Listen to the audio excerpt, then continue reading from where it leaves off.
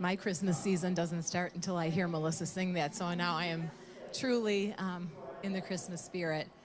And I was just thinking about Jesus coming as a little baby. I don't know why this made me cry. But you know how we just love babies. You just see a baby and you just think, oh, they're so cute. You just want to hold them and love them. And I just think, that's how Jesus was when he came. His parents just loved him so much, and they went to all lengths to keep him safe. And he rested in his Father's arms. He relied on his parents totally as a baby coming into the world. And I think, wow, that's so amazing, because now we're called to rest in the Father's arms, just as he rested in his Father's arms. So that was just something that came to me the other day, and I thought, do you want me to say that? I'll say that if you want me to, but I just thought it was so important to think about that we have a Heavenly Father who wants us to rely fully on him. Well, thank you so much, Melissa and Ed and Tricia, for that beautiful music. And you all sounded angelic singing. If any of you would like to join the choir here at St. Clare, please let me know afterward, seriously, because I would be happy to have you sing with us. I'm Melanie Mavis, and on behalf of the hostesses that put this on, I would like to thank you all for being here today and for taking time out of your busy schedules. Because I know this time of year is extremely busy, difficult with other things.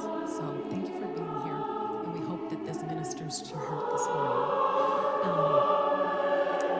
I would like to give you a little history of this event. So this is the 29th annual Christmas Coffee. This is the second time it's been here at St. Clare, because as you can see, we can't fit all these beautiful women in a home anymore. For 29 years, this event has been in somebody's home. And we usually had about 100 to 125 people, so you can imagine they were fairly large homes. And finally it was like, we need to bust it out and make it a bigger venue, so we did it, and that's why we're here. I would also like to point out the person that started this Christmas coffee 29 years ago, Martha. Where are you? Will you stand up, Martha? No, you have to stand up longer so people can see you. She's standing in the back. So Martha started this 29 years ago when she moved here from to Grosse Pointe from out of state with her family. And she only knew one person on the block, which was Mary Kay Gallagher. And, she said, I'd like to have a Christmas coffee to invite my neighbors here so I can get to know them. Do you know anybody? And Mary Kay said, yeah, I have friends in London. So they had 30 people at the first Christmas coffee. And it's just continued from there. This is my 25th Christmas coffee that I've been to. And I can tell you that doing that and being invited to do a Bible study afterward transformed my life and changed it in every way. So I'll get onto that later. Anyway, we gather this morning for all these years to take a moment out of our busy schedules to support and love one another. And that's why we're here today. And really for the reason of the season, which is to celebrate the birth of Christ. So at this time, I would like to invite our guest speaker to come up. And Molly is a stay-at-home of two beautiful little boys and married to Josh. And she's going to share her story with you.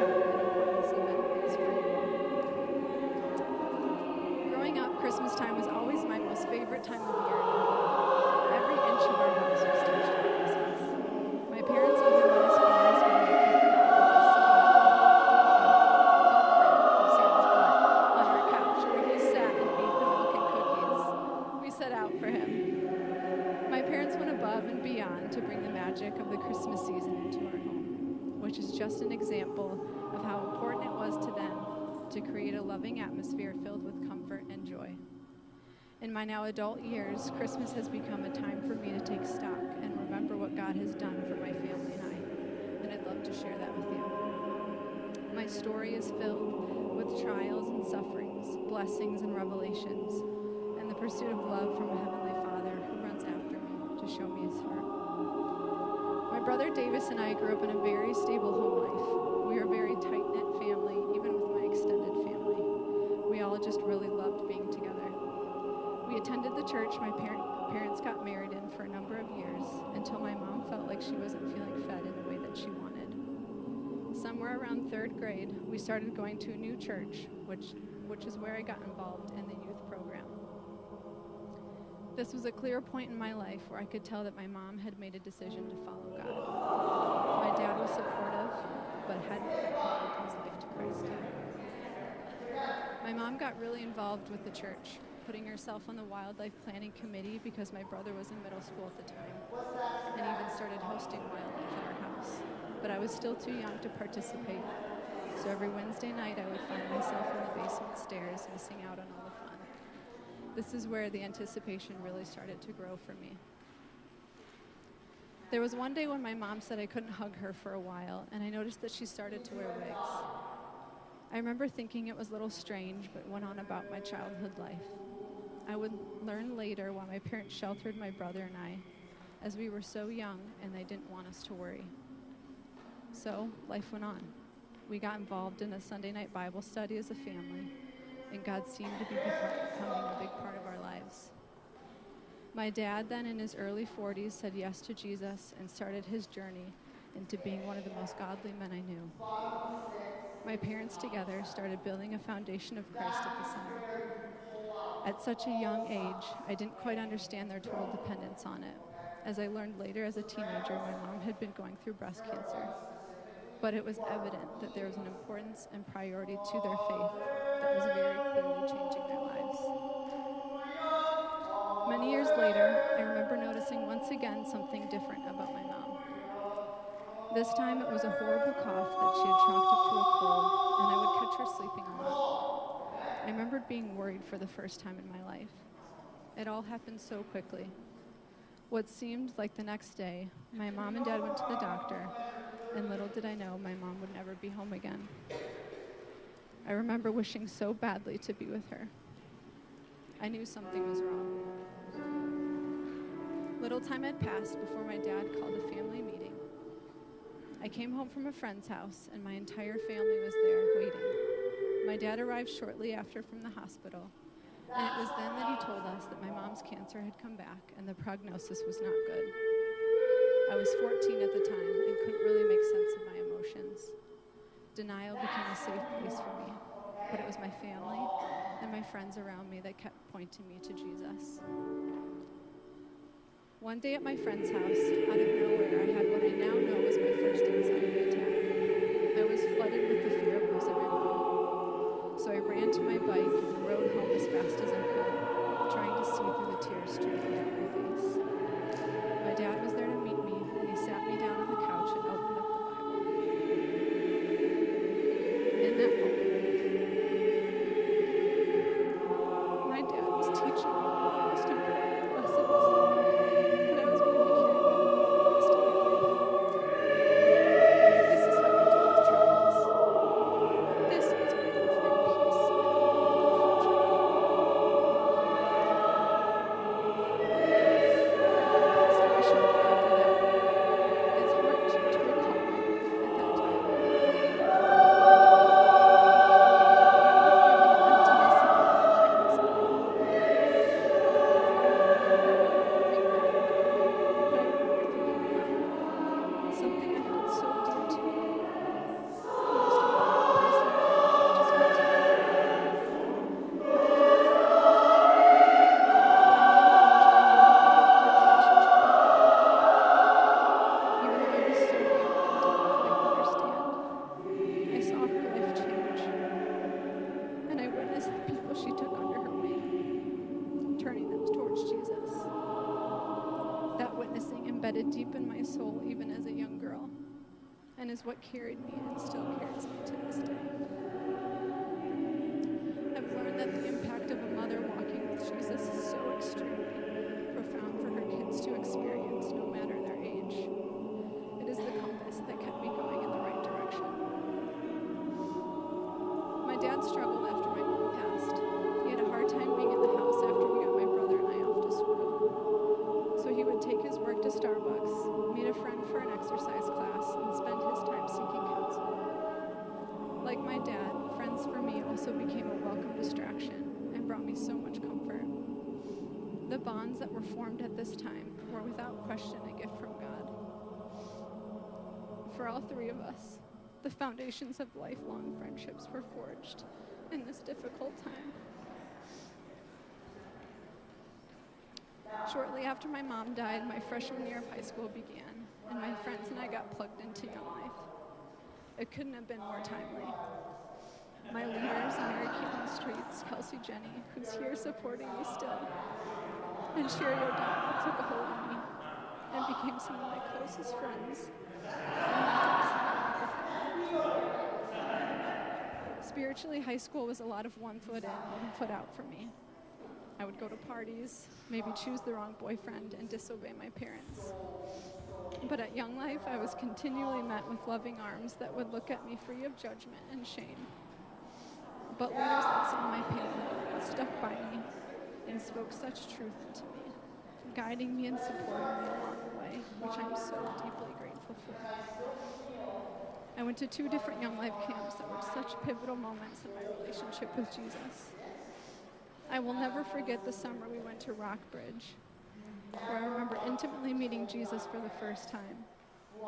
I could tangibly feel his love and the kind of safety that I first felt through the love of my mother. The protection that I felt in this moment is what catapulted me into wanting to know more. 2 years later, my friends and I also did a backpacking trip in Colorado with our leader, Kelsey, which is where I came to discover my connection to God through nature. After my mom's passing, my dad and I became really close. He was very open and honest with me about how he wanted to marry again, how he felt like God created him to go through life with someone. He was introduced to my now stepmom, Melissa, by a close family friend, and it was then when I saw him come back to life. Although, as any 16-year-old would, I struggled with a new mother figure at first. But man, if I could just see what God was doing at the time. God knew our family needed Melissa. As things progressed with their relationship and evolved into marriage, we started to feel like a family unit again. Moving through the end of my high school days, life became more pleasant again. Holidays were more enjoyable. I was stronger in my faith and experiencing more comfort in my daily life. I'd go to church every Sunday with my dad and Melissa, and in fact, I looked forward to it. I started to really feel the presence of God during worship at this time in my life. It was the steadfastness of my dad and my Young Life leaders that kept directing me towards a more intimate relationship with God. I had so many people keeping me on course, even in this in-between season of my adolescent distraction. I graduated high school and went off to Grand Valley State, in which a lot of anxieties and worries started to resurface at the prospect of leaving home and going through such a big transition without my mom. Looking back now, I realize I forced myself into a circumstance that I was not ready for. It was clear during the course of that year that being away was not for me at this time in my life. So I transferred back home to Wayne State, and I'm so glad that I did because I got time with my dad that I wouldn't have if I had stayed at Grand Valley. Now being back home, I truly just spent a ton of time with my dad and Melissa, going out to dinner, working out, and just being with each other. During this time, my dad really became a confidant, someone I could talk to, someone I learned so much about God from. I got to witness firsthand how those who had guided my father's walk, my mother, his close friends, and his own commitment to Christ, aided him in my wildest of people. It was a very common occurrence to see people sitting in my background with my dad, listening to him and learning from him, watching him mentor people in my journey.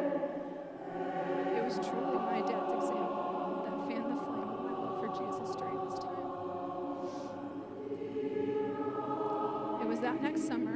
dad and Melissa went out to California to visit my brother Davis when my dad felt like something was wrong.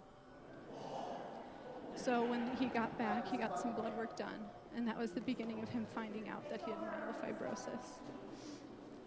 I remember sitting down at dinner one night when he told me, being realistic about the trajectory of the disease, but also confidently saying that he was going to be okay and fight through it, and how he was confident that he was going to be around for his grandkids one day.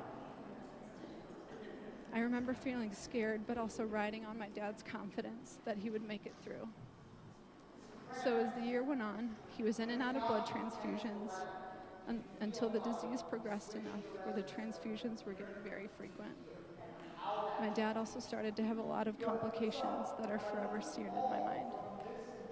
My go-getter dad, who was always on the move, started to really struggle. Something someone never wants to see their parent go through. Not once, but twice. The next step in his treatment was a bone marrow transplant. He would have to stay at U of M Hospital for the foreseeable future to go through intense chemotherapy before he received the transplant. The next couple of months were full of high highs and low lows. I was in ex-grade school at the time and living at home by myself, so I would often drive out to Ann Arbor after school to be with my dad and Melissa, who was by his side every step of the way, caring for him and wholeheartedly supporting him through it all. Transplant day came and we were all hopeful, praying alongside of hundreds of others that this would work and my dad would start the road to recovery. I really truly believed God would heal my dad. This will work. I thought, surely I lost my mom. There's no way I could lose my dad too. God will heal him. The following days were filled with great hope as his blood counts went up and it seemed his body was accepting the donated stem cells from my aunt. We were praising God. He was able to come home for 2 short weeks, but as our hopes rose, his numbers started to fall until it was determined that the transplant didn't work. He returned to the hospital where there was a second stem cell transplant attempted, but his conditions were too far gone to allow his body to host the new stem cells. My brother flew in, and I was told to come out to the hospital so my dad could talk to me. He once again sat me down and explained to me that there were no other options. I was numb. I literally felt like I couldn't.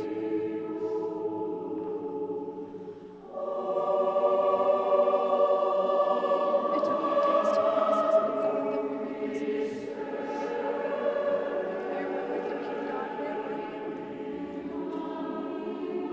Questioning if you would even heard the thousands of prayers that I still believed. 10 years after my mom passed away,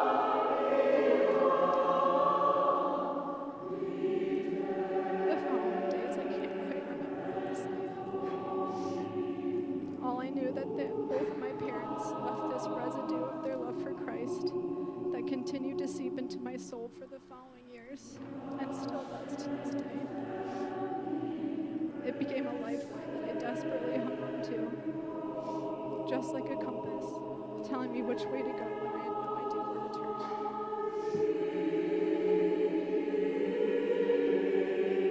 I was dating a guy at the time who did an amazing job at supporting me through losing my dad. But as time went on, I started to feel a stirring in my spirit, and I realized I was suppressing a lot of emotions. I knew I had so many things to process and work through, but it was too painful a place to touch. I became starkly aware that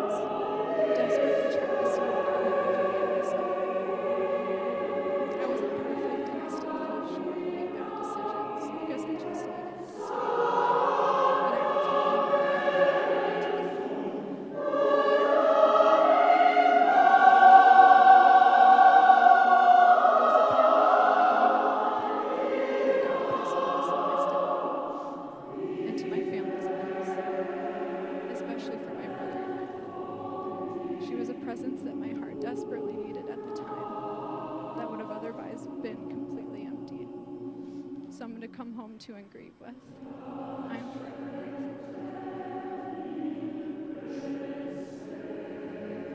My friends also really carried me through this time. I'd often go over to my best friend Jackie's house, who had just recently married Bryce Gray, Melissa and Bryce Gray Sr.'s oldest son. I'd be the uninvited third wheel quite often. Sorry, guys. Jackie and Bryce lived in the carriage house of the Gray's home. So being over at Jackie's meant I was frequenting their house quite a bit, which just felt so good to me at the time. There was always someone or many people there, as 4 out of the 6 Gray kids were still living at their parents' home.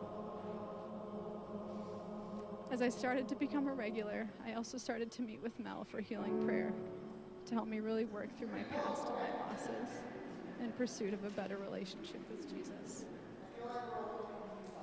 Christmas rolled around and I had just gotten off doing a double shift at the hospital.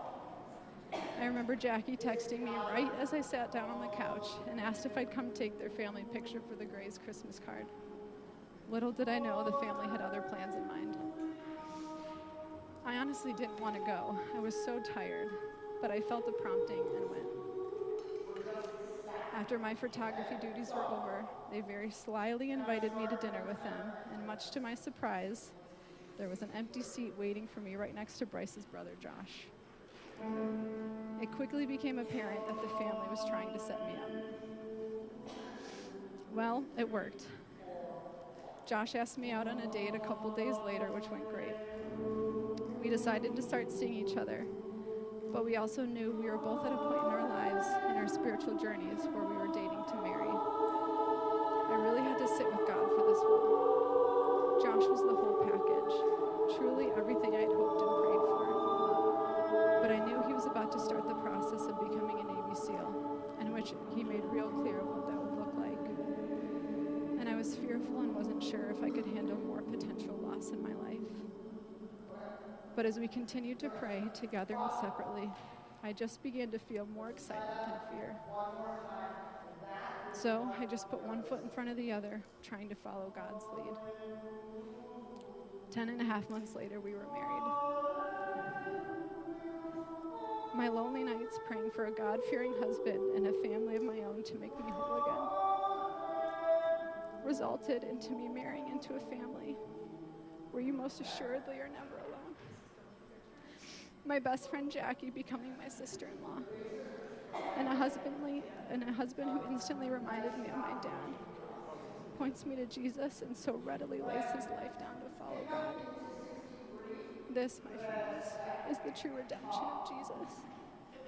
He is able to do immeasurably more than all we can ask, think, or imagine. The next 1.5 years was a whirlwind. We got married, the next day moved out to San Diego, and the following day Josh started Navy SEAL training, which meant Josh was pretty much never home. And when he was too tired to function. Definitely would not recommend starting out a marriage that way. A few months after being married, we got pregnant with our first baby, and then parenthood began. Even with all these changes, it was becoming a mom that really made me realize that I had some trust issues with God. It wasn't until this point in my life when I started to verbally admit that to people that God took me on what I like to call a trust-building boot camp.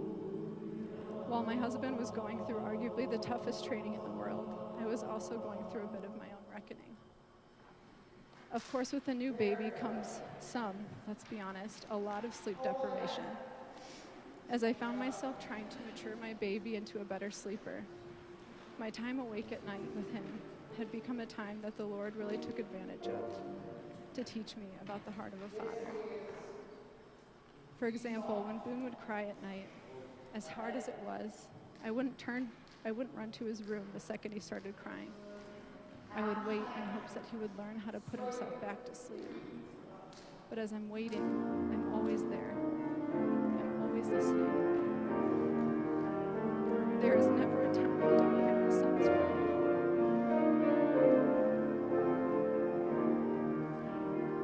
My motive in the waiting is to teach him to do things on his own, to grow him, to give him tools to deal with his very conflict and times to come. I feel as though this is what I'm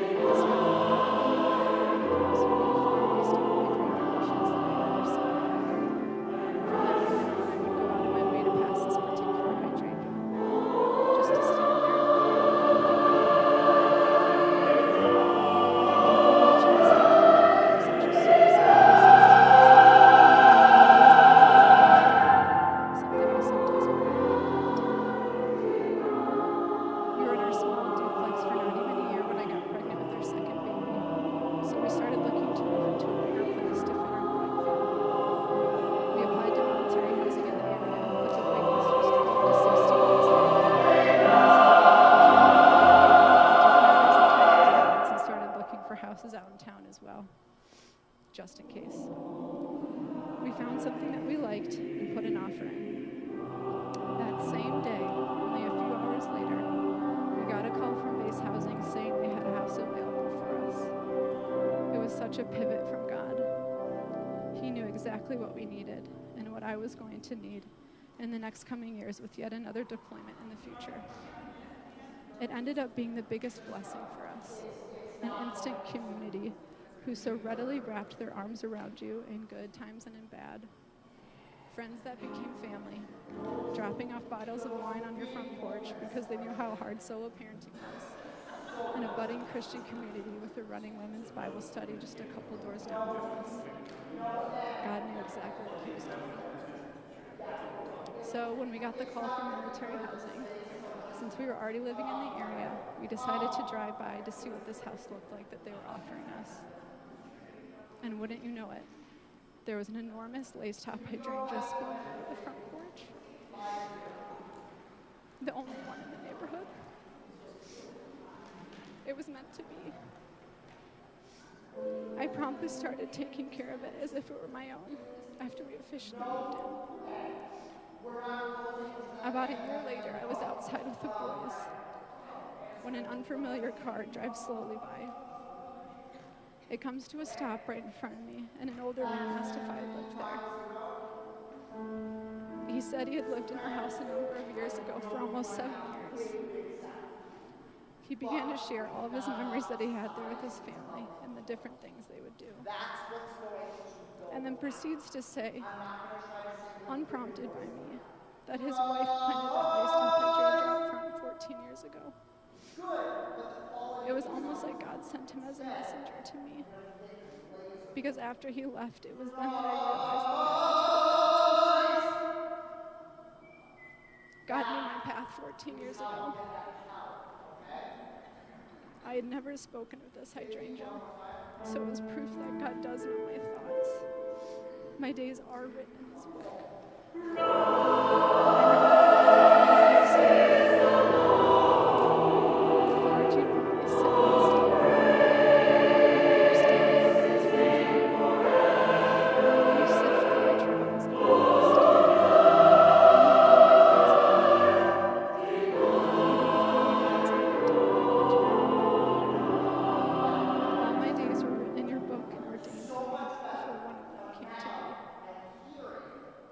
So that became my spot, where I'd sit with God in the morning, staring at the constant reminder of my Creator and his knowing me so intricately. A daily reminder of how I could trust him having experienced. It was another level reached in my trust-building journey with him.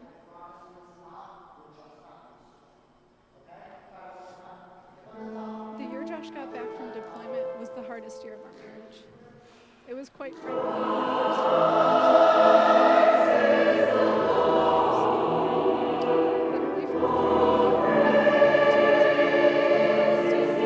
from the relationship happened mostly usually 6 8 months. We loved each other and we were meant to be together. Each different was another. We hardly ever fought because our time together was so precious.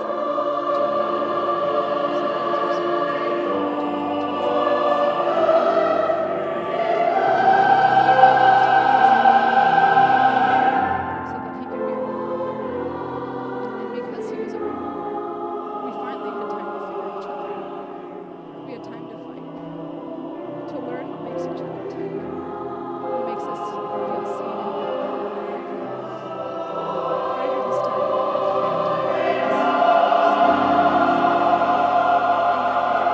marriage was at its lowest.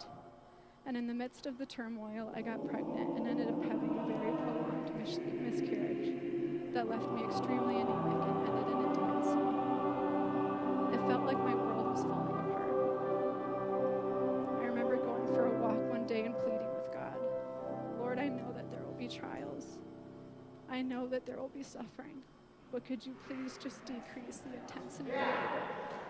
I don't think I can handle much more.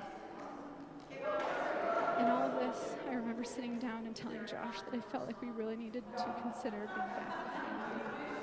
This all felt really hard, and we needed to consider surrounding ourselves with people who would pour into us in the right way. Josh agreed. He knew our current lifestyle wasn't working for our family, and the timing was perfect as he was at a point in his contract where he would either recommit or retire from the Navy.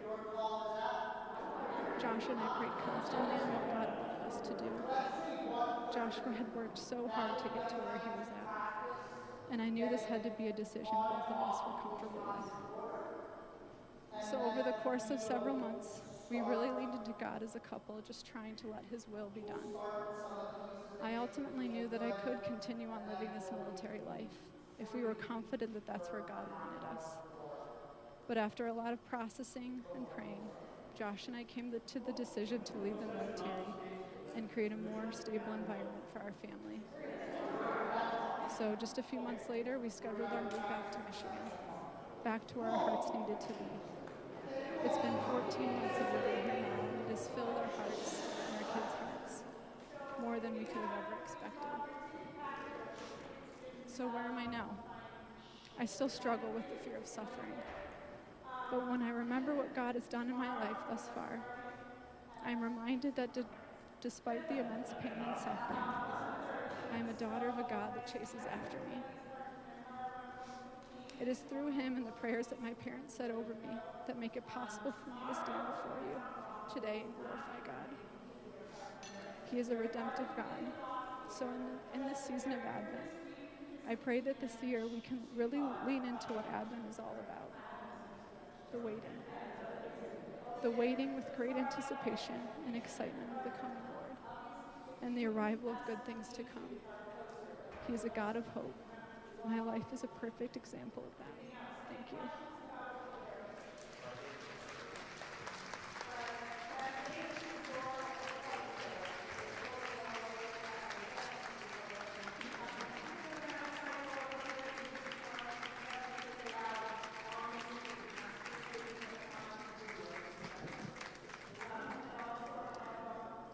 Thank you for sharing that with us, Molly. I know it's not easy. And I thank you for encouraging parents to be role models of faith. It's never too late, no matter how old you are, it's never too late to be that role model. And to have those people pouring into you from Young Life and your friend group in ways you didn't know would help you along the path in your journey in really leaning into God and trusting him. The one thing that really stuck out to me was seeing your dad open his Bible to go for strength and guidance and sharing that with you and being honest with you. So thank you for that. Thank you so much. I wanted to share, we are fundraising for Young Life, which is the group that mentored Molly through her young years, through her teen years. And there's a fishbowl in the back to put any donations in. In the little bag that you each received, I'd like you to take that out now. And I'm going to have you fill out, so there's, in your bag is some tissue, I probably should have told you that earlier, a comment card, a pen, and a donation envelope for Young Life. And you can put your donations there if you have any checks or cash or whatever you'd like to give, and drop it in the fishbowl, or you can drop it in the mail. Just a little background about Young Life. They actually started out in Colorado Springs back in 1942. There are over 65,000 volunteers in 100 countries and 5,000 employees, and they've reached over 2 million teens to help them on their faith journey. So it's an amazing organization. Young Life came to Grosse Pointe in 2002. My husband and I and many of the hostesses here, support Young Life in their effort to reach kids where they're at and help them grow in faith in the way they can understand it with their own peers supporting them. So they come together They have a great time. They learn about faith. And this is not to take away from youth groups your children might be going to at your own churches. This is to supplement and help them in a safe environment. The Young Life House is located on Fisher, right across from the high school. So they have pizza lunches, and that's where they do all their meetings. So are there any Young Lifers here? Anyone who went to Young Life? Yes, so we have Young Life representatives here and leaders, and they're all wonderful, amazing people. So at this time, I'd like you to take out your comment card and take a few minutes to give us some feedback. I'm going to give you 5 minutes, and I'll give you a 1-minute warning. So we have some feedback on there, and also you will have the opportunity to check whether you'd like to attend a Bible study. And I can tell you, you will love it. Bible study is fun, it's great, and it's a great way to connect with God. If you've never done it, start now. If you're a veteran, come on, because you can help us lead.